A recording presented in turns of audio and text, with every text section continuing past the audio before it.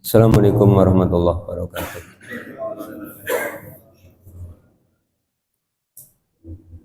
Innal hamdalillah nahmaduhu wa nasta'inuhu wa nastaghfiruh wa na'udzu billahi min shururi anfusina wa min sayyiati a'malina may yahdihillahu fala mudhillalah wa may yudlil fala hadiyalah. Asyhadu an la ilaha illallah wahdahu la syarika lahu wa anna Muhammadan abduhu wa rasuluh. Allahumma shalli ala Muhammad wa ala ali Muhammad kama shallaita ala Ibrahim wa ala ali Ibrahim wa barik ala Muhammad wa ala ali Muhammad kama barakta ala Ibrahim wa ala ali Ibrahim innaka Hamidum Majid. Bapak dan Ibu yang mudah-mudahan dirahmati oleh Allah, masih mengkaji rangkaian Al-Quran surah Ali Imran di ayat 176 sampai dengan 180. Di pekan yang lalu kita sudah kaji ayat 176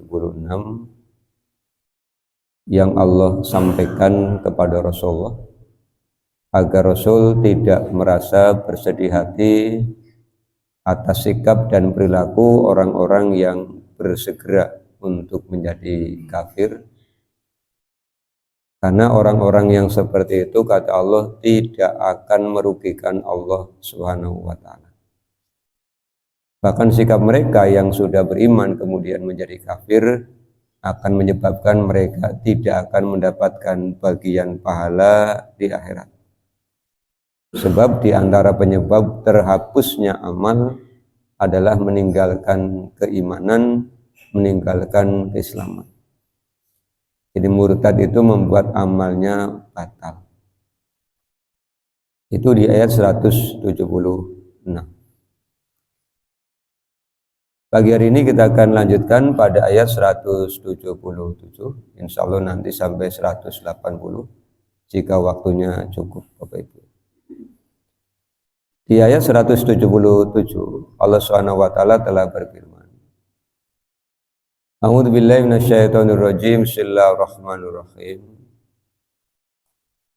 Innal ladzina istarawul kufra bil imani la yadurullaha syai'a wa lahum azabun alimun.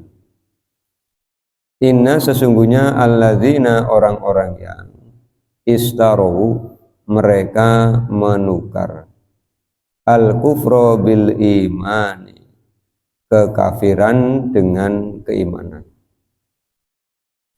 La yadurullaha syai'a mereka tidak akan merugikan Allah. Walahum dan untuk mereka azabun siksaan alimun yang pedih.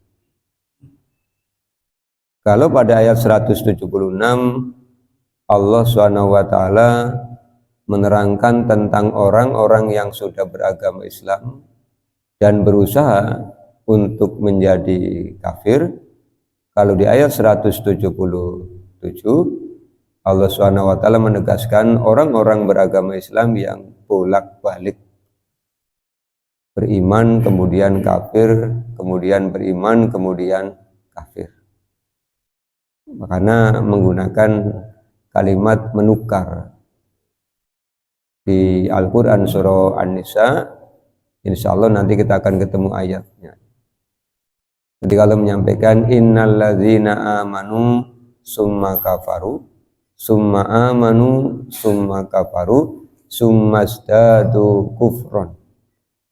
Sesungguhnya ada orang-orang yang telah beriman kemudian mereka kafir, kemudian mereka beriman, kemudian mereka kafir. Akhirnya apa? Lang tuqbala taubatuhum. Allah tidak akan menerima taubat mereka. Jadi persoalan iman dan Islam ini tidak boleh dijadikan sebagai bahan main-main. Apalagi kalau ketika meninggalkan keislaman, kemudian yang datang adalah kematian. Berarti nanti matinya akan dicatat sebagai orang yang tidak beragama Islam. Padahal di ayat 102 kita sudah diingatkan oleh Allah Subhanahu wa taala Ali Imran wala tamutunna illa wa antum muslimun. Jangan sampai mati kecuali dalam keadaan beragama Islam. Makanya di antara doa yang kita baca ketika tahiyat itu kalimatnya kan, ya muqallibal qulub sabbit qalbi ala dinik. Ya Allah yang membolak-balikkan hati, sabbit qalbi, tetapkan hatiku ala dinik, atas agamamu. Kalau tetap artinya apa? Ya Islam itu tetap ada dalam hati kita, iman ada dalam hati kita. Orang yang murtad ataupun orang yang bolak-balik Islam kafir, ujung-ujungnya mereka akan mendapatkan siksaan yang pedih. Kemudian 178. Wala yasabannal ladzina kafaru, dan janganlah menyangka orang-orang kafir itu annama, bahwasanya numli lahum, aku menangguhkan untuk mereka, khairul li anfusihim, sebagai kebaikan untuk mereka. Innama, tiada lain, numli lahum, aku menangguhkan untuk mereka, liyasdadu isman, untuk menambah dosa-dosa mereka. Walahum, dan untuk mereka, azabun, siksaan, muhinun, yang menghinakan. Ini komplit ancamannya Bapak Ibu ya. Di ayat 176 ancamannya walahum azabun adim, 177 walahum azabun alim, 179 walahum azabum muhin. Jadi adim itu siksaan yang sangat besar. Belum pernah orang mengalami penderitaan semenderita itu. Makanya di Al-Quran surah Al-A'la oleh Allah disampaikan, orang-orang yang masuk dalam neraka itu tidak merasakan hidup, juga tidak bisa mati. La yamutu fiha wa la yahya. Kalau penderitaan di dunia itu ada akhirnya. Orang bilang kena penyakit, sakitnya luar biasa, nanti ada akhirnya. Kalau tidak sembuh ya meninggal, berarti selesai. Tapi kalau masuk neraka tidak ada akhirnya. Wong dikasih minum aja tidak menghilangkan rasa haus kan. La yusminu wa la yugni min. Diberikan minumnya dari air yang mendidih sehingga tidak menghilangkan dahaganya, malah tambah sakit. Ini yang Allah ancamkan. Kalau ayat yang pertama di 176, Allah SWT menggembirakan Rasulnya agar tidak bersedih atas perilaku orang-orang yang bersegera menuju kekafiran. 177 mengingatkan orang-orang yang murtad. 178 Allah SWT mengingatkan orang-orang yang tidak beriman itu jangan merasa bahagia ketika mereka diberikan penangguhan. Penangguhan itu wujudnya bisa hidupnya normal-normal saja. Kadang-kadang kan ada orang yang beragama Islam kemudian berpikir dalam tanda kutip ya Bapak Ibu. Dalam tanda kutip muncul pemikiran yang kurang pas. Mempunyai anggapan sudah beragama Islam, sudah mentaati, kok hidupnya begini-begini terus kan. Si pengennya bagaimana? Pengennya begitu-begitu apa? Iya, hidupnya kok begini-begini terus. Sementara ada yang tidak beragama Islam kok kelihatannya nyaman, ekonominya gemeladak, mulat-mulat kan begitu. Suki, kelihatannya kok makmur, tidak pernah dengar sakit. Kata Allah SWT, orang-orang yang seperti itu jangan merasa itu kebaikan. Pemberian penangguhan oleh Allah SWT itu bagi orang-orang yang tidak beriman, kata Allah, liyasdadu isman, untuk menambah dosa. Kenapa? Dengan bertambahnya usia, mereka tidak mau beriman, berarti pelanggarannya terus menerus, sehingga dosanya semakin banyak, semakin banyak, semakin banyak. Siksaannya nanti di penghujung Ali Imran nanti kita diingatkan oleh Allah. Bapak Ibu hafal ayatnya ya. La yaghurrannaka taqallubul ladzina kafaru fil bilad mata'un qalilun summa ma'wahum jahannam wa bi'sal masir apa mihad? Mihad.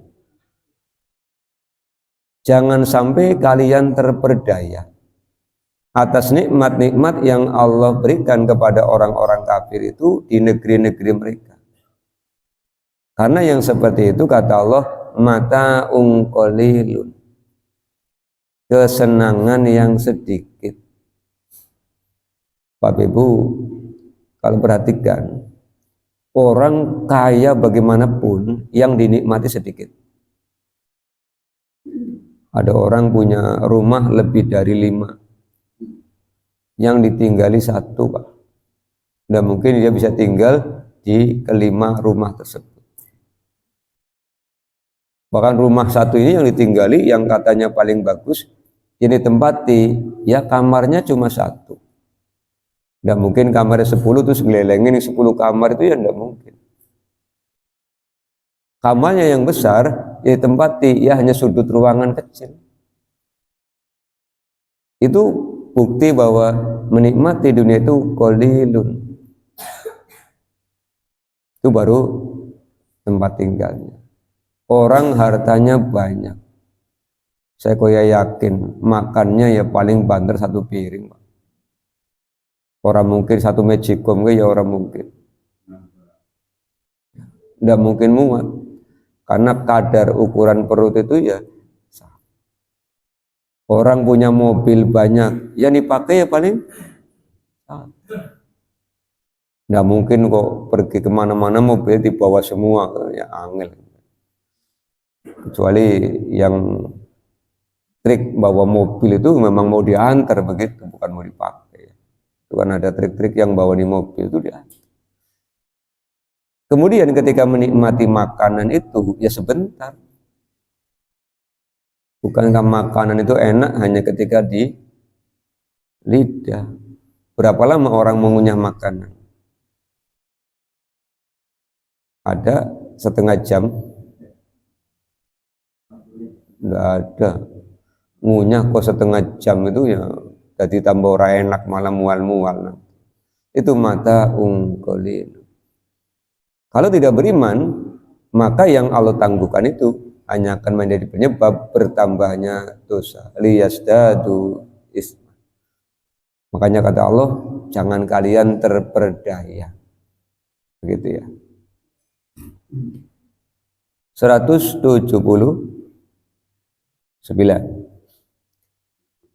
Maka nallahu, Allah tidak akan maka nallahu, tidaklah Allah liyadzarul mu'minin, membiarkan orang-orang mukmin ala ma antum, atas apa yang ada pada kalian, alaihi, atasnya, hatta sehingga yamizal khabisa minat thayyibi, sehingga Allah memisahkan antara yang buruk dengan yang baik. Allah menyemangati Rasulullah dengan para sahabatnya. Allah tidak akan membiarkan kalian terus-menerus didolimi, terus-menerus disakiti oleh orang-orang kafir. Nanti Allah akan pisahkan. Pemisahan yang pertama ketika terjadi perang Badar, dipisah antara yang hak dan yang batil. Lanjut perang Uhud, diuji. Di antara barisannya Rasulullah, orang-orang muslim itu dipisah antara yang mukmin dengan yang munafik. Perang Badar itu dipisah antara yang muslim dengan yang kafir. Perang Uhud dipisah yang kafir, yang mukmin dan yang munafik. Karena yang munafiknya ketahuan. Begitu berangkat perang, kembali ke Madinah. Sudah kita kaji ayatnya di ayat-ayat yang telah lalu. Kemudian nanti di tahun ke-9 Hijriah Allah akan pisahkan orang kafir, orang mukmin, kemudian orang musyrik. Dengan turunnya Al-Quran surah ke-9 Al-Baro'ah, surah At-Taubah. Sampai Allah SWT melarang orang-orang musyrik itu ikut memakmurkan masjid. Kita lihat ayatnya di surah Al-Baro'ah.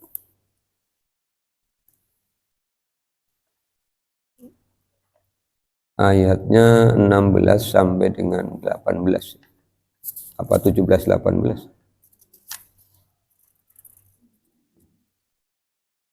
17 18. Maka nalil musyrikin ayyamuru masajidallah. Tidak pantas untuk orang-orang musyrik ayyamuru, mereka memakmurkan masajidallah, masjid-masjid Allah. Syahidina, mereka menyaksikan ala angkusihim, atas diri mereka, bil kufri, terhadap kekafiran. Ulaika, mereka itulah habitat a'maluhum, menghapus amal-amal mereka, wa finnarihum khalidun, dan dalam neraka mereka kekal. 17 ya, atau 17. Allah Subhanahu wa taala mengizinkan ayat 18 itu. Innama ya'muru masajidallah. Sesungguhnya yang memakmurkan masjid-masjid Allah itu harus satu, man amana billahi wal yaumil akhir. Dasarnya adalah mengimani Allah, mengimani hari akhir. Ini syarat mutlak. Yang kedua, wa aqamas sholata. Tanda keimanannya kepada Allah dan hari akhir itu mau sholat. Wa atas zakata, dan menunaikan zakat. Walam yakhsha illallah, dan mereka tidak takut kecuali kepada fasa, maka boleh jadi ulaika, mereka itulah ayyakunu minal muhtadin, menjadi orang-orang yang senantiasa mendapatkan petunjuk. Ini yang Allah sampaikan Bapak dan Ibu. Jadi Allah akan pisahkan. Maka sejak turunnya Al-Baro'ah ayat surah ke-9 itu, Allah SWT melarang orang-orang musyrik ikut masuk ke Masjidil Haram. Sehingga sampai sekarang syariat itu masih berlangsung. Ada batas tanah haram, tidak boleh masuk kecuali yang beragama Islam, di Madinah maupun di Makkah. Ini Allah bisa. Pernah ada yang bertanya, kok Al-Islam punya aturan pembatasan? Ini di ayat 28 ya. Ya ayyuhalladzina amanu innamal musyrikuna najasun. Wahai orang-orang yang beriman, sesungguhnya orang-orang musyrik itu najasun, najis. Yang najis bukan fisiknya, Bapak Ibu. Kalau fisiknya ya tidak najis. Yang najis itu adalah keyakinannya. Sama dengan Allah menyampaikan di Al-Maidah 90:91, ya ayyuhalladzina amanu innamal khamru wal maisiru wal ansabu ridsun. Sesungguhnya khamr, perjudian, berhala itu ridsun, najis. Ini najis majazi, bukan najis hakiki. Karena najis secara hakiki itu artinya kotoran. Kotoran itu najis secara hakiki. Ini najis secara majazi. Jadi jangan salah memahami. Yang melakukan kesyirikan itu yang najis bukan fisik orangnya, tapi keyakinannya. Maka oleh Allah Subhanahu wa taala diingatkan fala yaqrabul masjidal harama ba'da amihim hadza, maka mereka tidak diizinkan mendekati Masjidil Haram mulai tahun ini, tahun ke-9 Hijriah. Itu yang Allah sampaikan. Ini yang sudah Allah janjikan, hatta yamizal khabisa minat thayyib. Allah akan pisah. Dan pemisahan ini Bapak Ibu nanti akan lebih nyata lagi ketika kita di mahsyar. Nyata sekali nanti akan dipisah. Di Al-Quran surah Al-Waqiah ya, Allah menyebut ada ashabul yamin, ada ashabus shimal, ada golongan kanan, ada golongan kiri. Di Ali Imran 106, 107, 108 Allah menyampaikan ada wajah-wajah yang putih, ada wajah-wajah yang hitam. Nampak jelas, sudah dikelompokkan, makanya hisabnya cepat. Jadi dikumpulkan berdasarkan aktivitas iman amal solehnya ketika hidup. Maka Allah menyebut innallaha sari'ul hisab, sesungguhnya Allah sangat cepat hisabnya, padahal jumlahnya miliaran. Kita kalau di dunia antri, kemudian begitu datang orangnya sudah panjang, biasanya menggunakan istilah mengular begitu. Langsung adu-aduan ya. Aduh. Kadang tahu teman kayak gue antrian. Ditanya, baru nomor berapa Pak? Baru nomor 2. Nomornya 200. Aduh nemen berarti ya. Islah balik di situ. Begitu ke situ lagi, nomor berapa Pak? Sudah 230. Aduh kelewat. Bongkane siapa orang sabar ya. Itu di dunia itu begitu panjang ya lama. Tapi di akhirat kata Allah sari'ul hisab, cepat. Karena tiap-tiap orang sudah membawa alat buktinya masing-masing. Buktinya catatannya malaikat, tangannya, kakinya, kulitnya, matanya, itu semuanya akan menjadi alat bukti, sehingga tidak bisa ingkar, tidak bisa membantah, karena semuanya dibawa oleh masing-masing. Ini Allah janji akan memisahkan antara yang buruk dengan yang baik. Dan kenyataannya Bapak dan Ibu, dalam kehidupan dunia pun begitu ya. Orang-orang baik itu ya cenderung berkumpul dengan orang-orang yang baik. Orang-orang yang buruk cenderung berkumpul dengan orang-orang yang, bahkan tidak hanya begitu, persoalan hobi saja orang itu akan berkumpul dengan yang hobinya sama. Kira-kira benar apa betul Bapak? Yang hobinya ngepit ya kumpulnya dengan yang hobinya ngepit. Ya, orang mungkin sing hobinya ngepit kumpul karo sing hobinya catur kan angel. Orang Pak ngepit-pitan karo main catur kan ya angel. Primen cara nyekeli lagi karo melakukan ya. Jadi orang itu akan berkumpul dengan yang chemistry-nya dapat. Yang senangnya badminton ya dengan yang badminton. Yang senangnya tenis lapangan ya.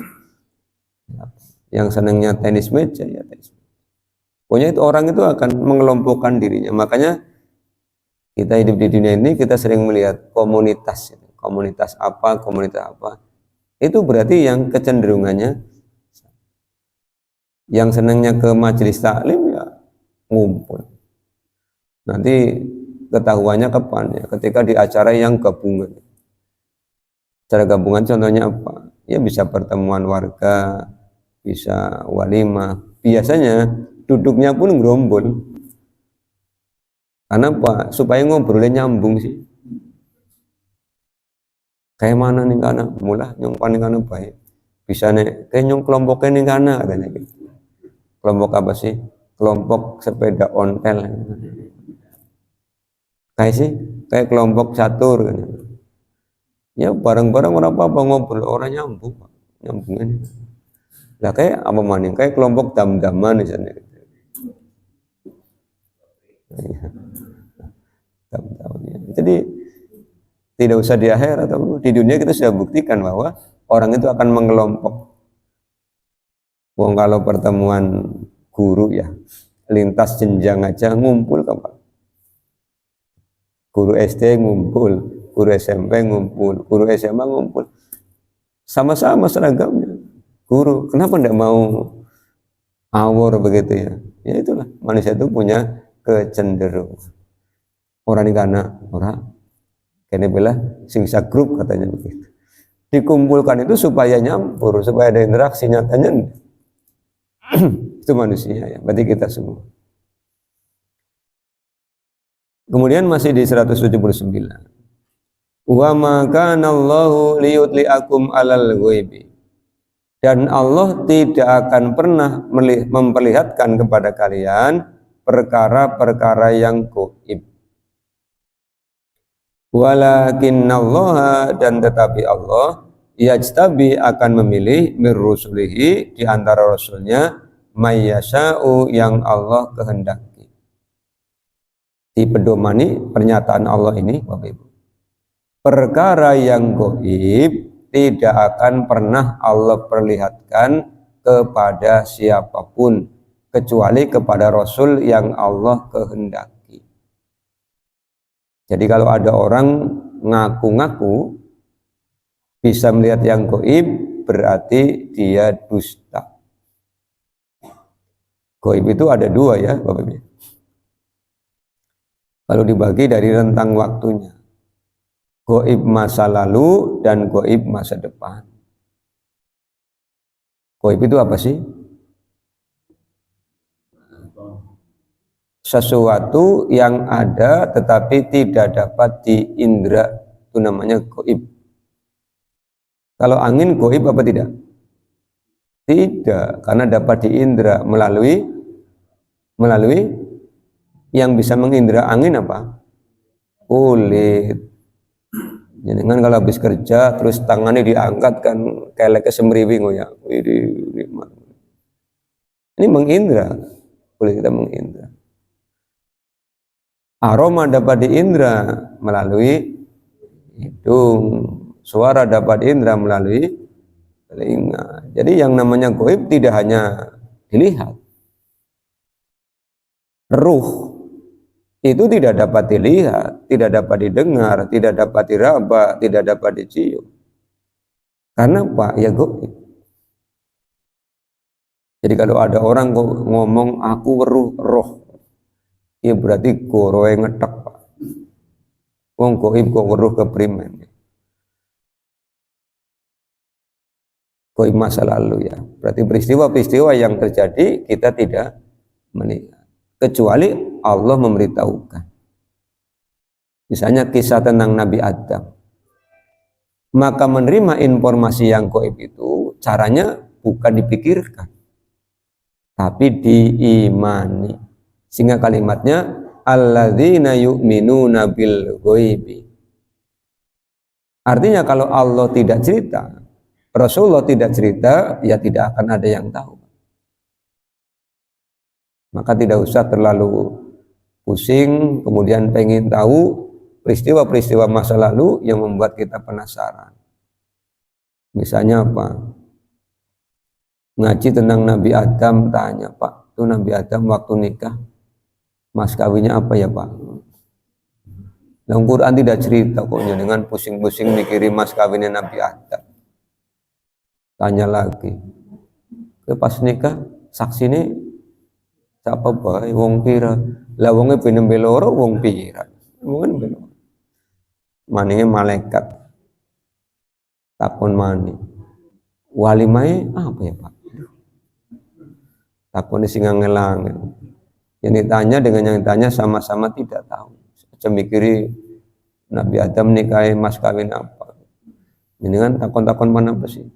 Nyumpan mantu, yo dari mantu-mantu bae kok saya takon mas kawin Nabi Adam. Suka takon Rasul lagi nikah mas kawinnya apa? Itu tak ada catatan sejarah. Mas kawinnya 20 ekor onta. Wih, itu boleh larang ya, bisa. Bukan pan mas kawinnya 20 motor kan orang Pak. saya yakin diterima dengan penuh sukarela. Dengan mas kawin 20 motor. Tunai, seneng nemen. Bojone seneng, mertuane seneng. Langsung buka showroom kan itu. Ditolimi pil. Kadang-kadang begitu penasaran itu, kadang-kadang ngulik terus. Ada lagi yang tanya, Nabi Adam kan turun dari surga ya Pak? Iya. Kemudiannya pimin Pak? Duh, angel maning pertanyaan. Orang ngerti ya Pak. Ini kan goib masa lalu. Kemudian ada goib masa depan. Peristiwa-peristiwa yang belum terjadi itu goib. Besok tanggal 10 Agustus apa yang akan terjadi itu goib. Jangankan besok, nanti siang, nanti malam itu goib. Yang tahu siapa? Allah. Termasuk malaikat itu goib. Jin itu goib.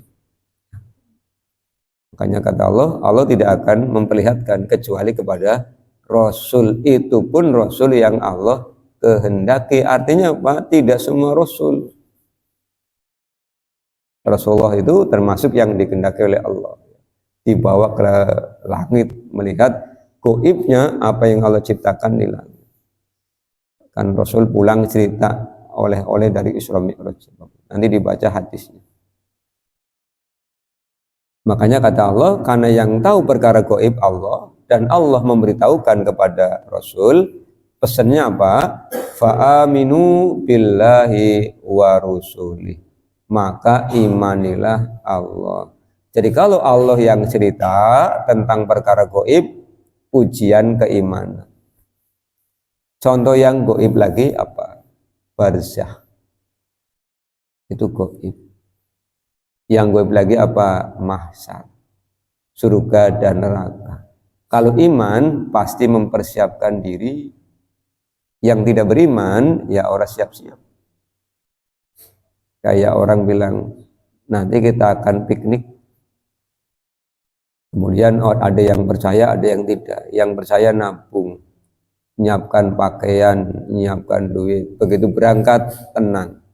Yang tidak percaya tidak siap-siap, begitu berangkat, aduh, jebule temenan nanti main kayak orang ngawa duit, orang ngawa pakaian, orang ngawa perbekalan. Kalau di dunia ya masih ada kesempatan, minimal kancane mangan lontong yang delengna, bukan tadi ditawani, iya orang tawani yang jaluk, jenengan orang melas karo nyong, kayaknya melu ngelek itu toh, ya engkau ya. Andong nyong wareg ngotak naik di ngene wae. Tapi kalau di mahsyar panjaluk ning sapa? Enggak ada. Ya, itu kalau Allah menyampaikan itu pasti sesuatu yang benar dan akan terjadi.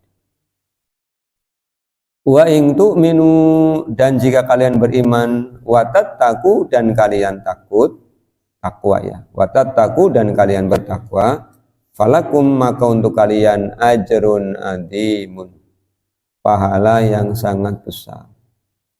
Sebenarnya kalau kita beriman kepada Allah, Bapak Ibu, beriman kepada Rasul, beriman kepada hari akhir, dunianya kita sudah dapat. Apa di dunianya? Kebahagiaan hakiki. Masih ingat kebahagiaan hakiki itu? Dapat kita raih dengan 3 cara. Yang pertama dengan zikrullah. Hanya orang beriman yang mau zikrullah. Itu tenang, ayam, tentram. Lagi banyak persoalan, istighfar diperbanyak, adem hatinya. Lagi pengen ngamuk-ngamuk, baca ta'awud, ngamuknya reda. Duitnya lagi akeh, alhamdulillah orang mandek-mandek, gitu kan. Tidak sombong. Itu kebahagiaan yang hakiki, zikrullah.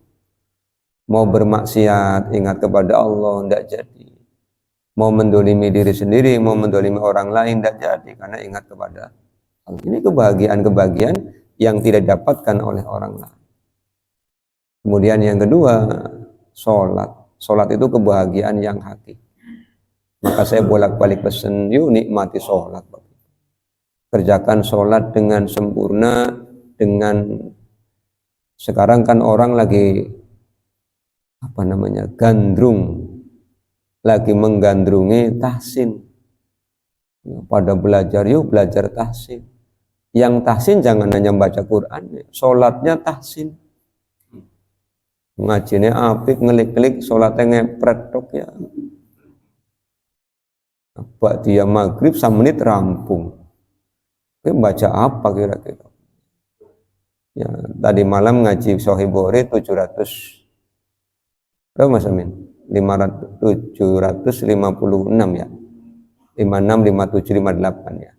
Seorang sahabat sholat terus ketemu Rasul, salam dijawab. Terus Rasul bilang, balik ini sholatnya, balik maning, balik ini maning, balik maning, balik ini maning, ping telu. Karena apa? Kata Rasul, lam tusolli, kamu belum sholat. Sebab belum tuhsinu, belum baik, bukan benar, belum baik. Kalau benar dah, jika takbir sampai salam urutannya pas, benar. Tapi Rasul tidak hanya melihat benar, tapi tuhsinu, terus diajari. Idza qumta ila sholati fakabbir. Kalau berdiri untuk sholat fakabbir, takbir. Jadi aja meneng bae, ngangkat tangan sambil ngomong Allahu Akbar. Sholat kok mingkem bae, ora takbir. Kemudian kata Rasulullah, summakro ma tayassara minal Qur'an. Baca Quran yang mudah. Sumarka hatta tatma'inna roki'an. Kemudian rukunya yang tumaknina. Plek lempeng nembe baca doa. Aja oya karo maca doa. Jadi begitu plek langsung dengil mani. Suruh tatma'inna. Sumarfa hatta ta'dila qa'iman. Kemudian bangkitlah dan berdiri ta'dila lempeng tegak, kecuali yang sedang ada keluhan. Nyong orang bisa tegak Pak, lagi lara boyok kita pengecualian. Summasjud hatta tatma'inna sajidan. Sujud yang tumaknina. Kadang-kadang nembe pel batu wis ndengel mani. Wis aja daya napane sih kayak orang betah nemen kan. Ini yang disampaikan oleh Rasulullah ya, supaya tuhsin. Jadi setelah belajar tahsin, cara baca Quran, sholatnya juga yang baik. Ini nanti akan mendapatkan ajrun. Bapak dan Ibu yang mudah-mudahan dirahmati Allah, 177 sampai 179 ya. 180-nya insya Allah di pekan yang akan datang. Demikian kita tutup dengan doa kafaratul majlis. Subhanakallahumma wa bihamdika asyhadu an la ilaha illa anta astaghfiruka wa atubu ilaik. Waalaikumsalam warahmatullahi wabarakatuh.